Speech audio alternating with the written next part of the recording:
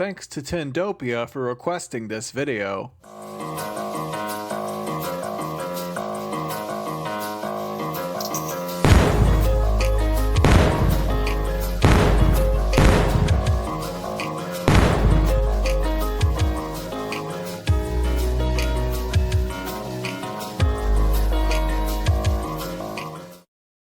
Trying to spice up your logo by adding a reference to the movie I'm about to watch instead of spicing up your movie by adding a reference to the logo I just watched. Wait, don't do that! Also, I'm just going to say it and take the heat right away. There is no way Schroeder's piano sounds this much like a grand piano. It's a toy piano, and toy pianos have a specific, recognizable, and annoying sound. Oh, I see what you're doing here. You included a Surfshark sponsor at the beginning of this video, and the actual first sin didn't start until a minute in. So you realize that since it'd be hypocritical to sin this movie for having logos that take up too much time, you instead just go with these two sins, because you have to begin every video by talking about the logos, right? Even though there are plenty of videos where you skip them entirely, so there really is no reason to keep doing it.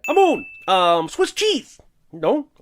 Oh, a visual representation of my hopes and dreams contained in spheres of possibility slowly fall into the ground and melt away? Yeah, I guessed it! Jeremy literally yells at the screen cliche. What sort of an asshole would throw a snowball at a bird? And if you tell me it fell from the sky, I will blame God, as you do. Is it possible the snowball came from a tree above the bird?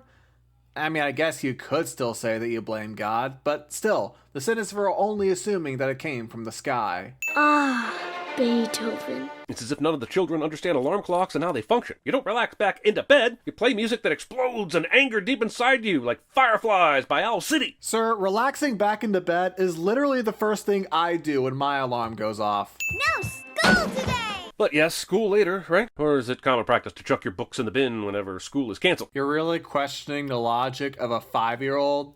At least I'm guessing that's how old she is. A kite? Today? In the middle of winter? I mean, do kites have to be flown in a specific season? I'm pretty sure the main prerequisite is wind. Did some Googling, and yeah, I guess flying a kite in winter is perfectly fine, and it seems like Charlie is aware of that. But these are children who aren't very smart. They would assume that stuff like ice skating, snowball fights, building snowmen, amongst other things, would be the only games you'd play during winter. I would say this is a flaw of the characters within the movie, not the movie itself. What kind of a person tries to fly a kite in the middle of winter? Moments ago, he helped turn your triple axel into a quadruple, and the audience loved it. This hardly seems like an offense worthy of character assassination. Yeah, but do you see Lucy's face right there? And this movie has made it very clear that she hates Charlie. This is further proven in that montage later when Charlie supposedly gets the best score on a test and she denies it for an insanely long time. You will never get that kite to fly. But he just did. So successfully, in fact, that he propelled a net full of children across a frozen pond. How is anyone forgetting that? It just happened. Oh no, is a huge chunk of this video going to be Jeremy assuming children would think logically? Because I hope not. Even with claws, dogs notoriously overestimate the amount of traction they have on pretty much every surface. So I call bullshit on this sudden acceleration. And I call BS on questioning cartoon logic. Watch the curls! And this, friends, is the only interesting fact the movie reveals about this female character. Her concern for girls. Okay, and? Are you suggesting she should have extra character development? She's just a side character that has no importance to this movie's story. What would be the point of telling us more about her? Woodstock is clearly still on the Zamboni after the entire group jumped over him. Then, after Pigpen's puff of dirt, Woodstock suddenly finds himself as some sort of bird dongle to make Snoopy compatible with the blanket. Now, I'm willing to believe in magic, but using sorcery in opposition to a smooth playing surface is cheating and will not be allowed. Also, this tiny Zamboni really confuses this reality for me. I could barely believe that the entire neighborhood of children woke at precisely 7 a.m. and descended upon the frozen pond without adult supervision, and now we have a tiny goddamn bird on a functional Zamboni. And here's an example of Jeremy taking an animated movie that isn't meant to be entirely realistic, dead serious, and at face value. Last time we saw this kite, it was in the tree, but still intact. So this destruction was caused by whatever method you chose for retrieving the kite. I do not feel sorry for you. So wait, what's the sin? For this supposed continuity error? Which I don't think it is, since Charlie could have dragged this kite through branches while getting it down.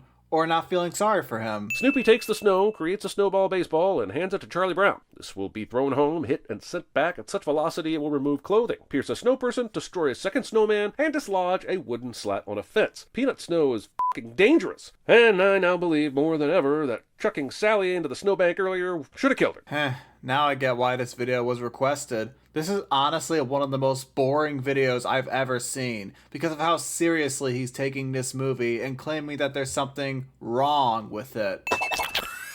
And now we know that Snoopy exhales helium. You know how valuable he would be? Anyway, I think I have to stop trying to understand the rules of this world and just, enjoy? Yes, you should, because we're barely 5 minutes in and I'm already sick of these kinds of sins. So far that's all you've done and it's making my job less fun. I hope he loves maybe he. As long as he's... I just hope he'll have... He would know nothing of... Assuming gender. Which is totally the kind of things kids would do. Man's best friend. Kick the fucking dog off the bed. It's a dog. Okay, sure, a helium dog. But scoot Snoopy to the floor and assert your dominance, CB. Huh. Pretty funny that I just did The Fall Guy before this, where you specifically criticized that movie for putting a dog in danger. You just suggested having Charlie kick a dog off a bed. Wow, she's pretty. The male gaze. She's not that pretty. Jealousy. These sins are literally just pointing out human flaws, which I don't think is a sin, since it should be a good thing for a movie to reflect reality. Sins like this prove to me that you're actually struggling to find legit problems with this really good movie, so you're stretching. Well, I say canine or human. If you want to learn this bad, you should be allowed to learn. And you certainly shouldn't be thrown in a dumpster with used boards, because used boards in a dumpster almost always have nails. Lucy's being a dick to Snoopy and his intellectual curiosity. That's literally the character of Lucy. She's a jerk, so this is sinning characterization. Also, everyone in the classroom is familiar with Snoopy and apparently didn't allow Charlie Brown to take care of his own pet. Or worse, Charlie Brown saw Snoopy being hauled out of the room and didn't attempt to intervene. This movie is dark, man. I mean, Charlie literally told Snoopy that he could have come to school before this. I'm looking at size, scale, wind speed, and position relative to the sun, but for the life of me, I can't tell how the f*** that plane didn't crash right into that brick wall. Probably because it went past the wall and into an opening that we can't see from this angle. No one will be seated while Snoopy and Woodstock learn how to operate a typewriter. Okay, fine, this is goddamn adorable. So, do you like this scene or not? You added a sin, then removed one, so which is it? Actual footage of our writing staff revising script for our videos somehow makes its way into this animation. And yet they somehow didn't notice that contradiction that just happened.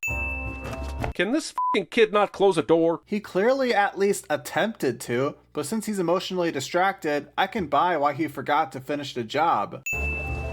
Well, dogs just can't do that. Even helium dogs. And dogs can't use a typewriter, but you seem to be okay with that, right? If she was nothing and I was nothing, I could talk to her. Sometimes I dig into existential metaphors with glee, but Charlie Brown is essentially rambling about his fear of powerful women. I'm going to save us all the collective eye rolls, skip the conversation, and send the scene for wasting time. But how is it wasting time, though? This scene sets up the next few scenes where Charlie tries to win over the red-haired girl, and that's the plot of this movie. And if you're saying it's a sin for Charlie to think this way about women, yeah, no kidding. He's a kid. Why are you expecting him to have the right idea immediately? Nickels, nickels, nickels. What a beautiful sound. I can't tell what's more frustrating in this scene. Lucy's horrible advice about being a winner to attract a love interest or perpetuating the lie that nickels are a desirable coin. I'm not going to respond to the nickel bit because I don't want to. But as for Lucy giving Charlie horrible advice, yeah, that's the idea. She's a kid, and she's pretty dang vain, so I'd assume that's what she wants. I agree that this is a sin, only if this advice works for Charlie. But it doesn't. When he wins over the red-haired girl, it's because he showed that he's a genuinely good person, not because he's a winner. So the movie agrees with you that this isn't good advice. I oughta slug you. See, kids, the moral of this moment is that when you are embarrassed, you can redirect the flood of emotions into a violent attack on an animal to feel better. I don't think so, since Lucy is very clearly a jerk in all the Peanuts canon. If anyone is looking at her as a role model, then that's on them. If you like this, wait for the encore. Not reading the room. What? Kids gotta learn someday. But she did read the room. You literally cut off the scene before she could do that. Hey, that's not a real horse.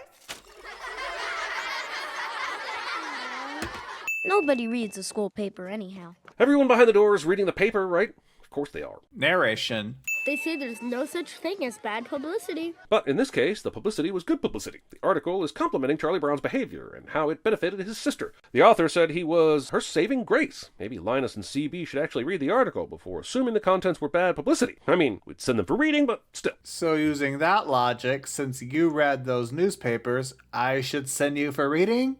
Yeah, I'm okay with that. I can't cook cupcakes. Baking. You bake cupcakes. Is words that hard? But isn't baking in the category of cooking? I appreciate the movie staying true to the source material, but why would he be imagining the doghouse as a plane instead of just imagining a plane as a plane? Because it's more fun that way? Snoopy does practically anything just for the audience. I think I know how to become her hero. We don't need another hero. We don't need to know the way home. Jeremy sings in a video cliche. There will be an all-school assembly Monday morning to celebrate our illustrious classmate, Charlie Brown. Oh, just right off with that nonsense. Yelling at the screen. Does anyone know where I can find Leo's toy store? What kind of asshole walks into a library and yells out their book of interest to anyone present? Charlie Brown. Where is it? Better question, where is the librarian that would surely have choice words for the little making a mess out of their organized books? And how does the library have such rickety shelves that are this easily unsettled by a small child retrieving a book? Well, I guess I'll just send that and a total lack of adult supervision anywhere in this universe. That's peanuts for you. You earlier even showed that you like how this movie is faithful to the source material, and we literally never see adults in the original cartoon, so it shouldn't be sinful for this movie being accurate. And there was the day before. This scene terrifies me. Nearly every student turns into a lemming and falls at Chuck's feet. This is how cults start. And you may think I'm being over the top here, but a kid will watch this movie and have a really skewed view of book reports. Cults. Or they'd just be enjoying the movie and think this is a funny moment. This movie did come out 2 years after Paw Patrol started. The scene really highlights how many Ex Machina moments are in this movie, and just how much Deus hates Charlie Brown. How the frick is this a Deus Ex Machina? Let me remind you that term means a solution to a problem that comes out of nowhere. This is not a solution to a problem. It literally causes a problem for Charlie, since now he doesn't have that book report. And I thought Treasure Planet was the worst usage of this phrase, but we found a new contender. Why the f*** does he have a ladder? Because he doesn't know how to fly a kite and thought he needed to be up really high? Teaching kids that you can go through a glass window unscathed as long as there is cake on the other side. Just like this movie teaches kids that dog houses can fly exactly like a plane? A dog that flies? She's exasperated by a pretend flying dog when a real dog is writing a novel on a goddamn typewriter. I really am having a difficult time gauging what I'm supposed to be impressed by in this world. Of all the cartoony things we've seen Snoopy do, we've never seen him fly in this movie. Clearly that is a limitation, and that's why Lucy is rolling her eyes at this. The whole world seems to be conspiring against me. Despite what you may believe, I was once a child, so I feel for the kid. But he thought the fastest way to school was through a carnival, and that the fastest way through a carnival was through these games. It's like hopping on I-95 heading into Manhattan during rush hour on a Friday and being surprised that there's traffic. The conspiracy isn't against you, you're part of the conspiracy. Also, this sequence is fun to watch, and I'm sure it greatly entertains the kiddos, but the adults will remember that the overhead shot at the carnival indicated several ways through the Chaos Carnival. So, while the middle lane is very busy, the outer lane is not, and Chuck should be well on his way to his victim. Target. Obsession. Both of these sins can be summed up with assuming a literal child would think logically, and I shouldn't have to explain why that's stupid again. Deus Kite Machina! But it's not, since this movie had set up kites being stuck inside trees at the very beginning, and we see this particular kite fall next to Charlie, so it's not a solution that comes out of nowhere. Charlie Brown is flying a kite? I refuse to believe that this sort of thing ever stopped kids in their tracks. Even in the 50s when the only toys they had to play with were rocks. It doesn't matter what you believe, because that's what happened.